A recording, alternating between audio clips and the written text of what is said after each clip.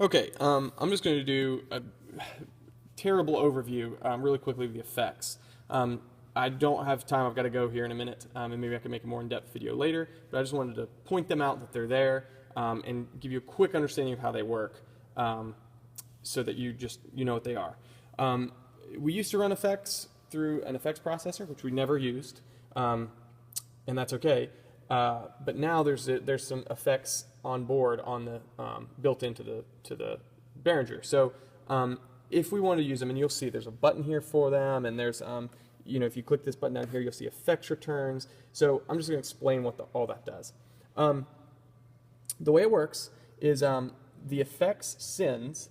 So just like you would send send signals to a monitor mix, the effect sends work the same way. So whatever, if you want a certain channel to have reverb or to have a delay or have whatever, you would select that channel and you would send it, just like you'd send it to a monitor, to an effects send, okay? And the effects sends here are come default set up on channels 13, 14, 15, and 16. We can have up to 8. Right now just 4 of them are set up. And so they start at mix bus 13. So if I wanted to turn this effect 1 is all it's labeled now. We could relabel this if we wanted to with whatever specific effect it was. But if I wanted to put effect 1 on my voice, I would highlight this, and just like anything else, I would just want to turn it up in this bus in 13. So I could go up here and push 13, and now I could turn it up or down in that bus, because now 1 is 13. I could do the same thing with the sends on fader. Select channel 1, hit sends on fader, turn it up or down. You can see it's adjusting up there.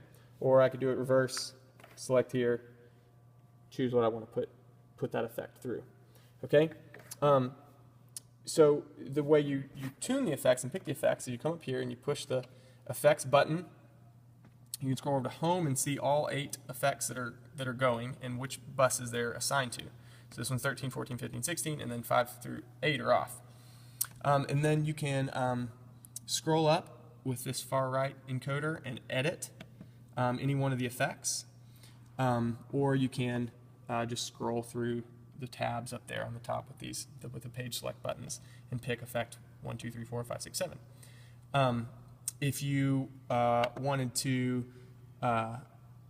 change an effect, you come to this button here, and you can just spin the knob and scroll through them and find whatever effect that you want. You can also load presets by just clicking the utility button here and scrolling through these presets. They're all pretty terrible, or pretty extreme anyway, stuff that we probably wouldn't use. But you can, mess around with them, and then you just click load preset. Or if you have a preset you really love, you can scroll down here in an empty place and save it and call it whatever you want. But that's, so you're routing an effect into this bus, and then it's going to be processed into this ambience machine. Think of it as a separate rack mount. So it comes into bus 3, and it comes out and does its thing in here, gets all affected, and then it comes back into the board on those effects returns. So if we click here, you'll see effects returns, effects 1, left and right, stereo. 2, left and right, 3, left and right, 4, left and right, okay? So you can click, if I unmute these, it's going to unmute both of them at the same time because it's stereo.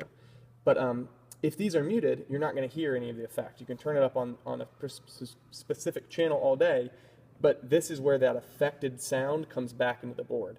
So really the way to think about it is you've got the clean sound coming out of the board, then you've got it going in and being processed in there. The effect is processing itself and creating this new thing, and then it's sending that new thing, that effect, back into the board through this auxiliary channel. So you could turn these up and down, and this would just be turning the effect up or down. Or you could mute them and it would cut off the effect or whatever, all for all these channels. Also, if you turned this way up or way down, you're going to be turning all the signals that are coming through there and all the effects that are on them up or down. So the way you kind of want to do this, if you wanted to set up a reverb or whatever, and you set that up on channel 13, you could send all the vocals. You could put them in that bus. You could turn them up in channel 13 and they'd all come in, or the easy way to do this would be the sends on fader. So you select channel 13, or bus 13, put send on fader, and then you can just pick what you want the effect to go on, and you turn it up based on how much you want that effect to be on the vocals or the drums or whatever. And then you can adjust the amount of the effect over here. So it's pretty simple. That was a very fast fly through of how that all works, but that's the basics. And you can adjust the different parameters of the individual effects in the effects menu. Yeah, that's pretty much it. I'm sure you have lots more questions about that, but probably most of you will we can store that stuff in the presets, and so you probably won't be needing to use a whole lot of it because we can just recall an effect and an amount and all of that. So if you have any questions, feel free to ask me about it. But that's all I've got time to do right this very second.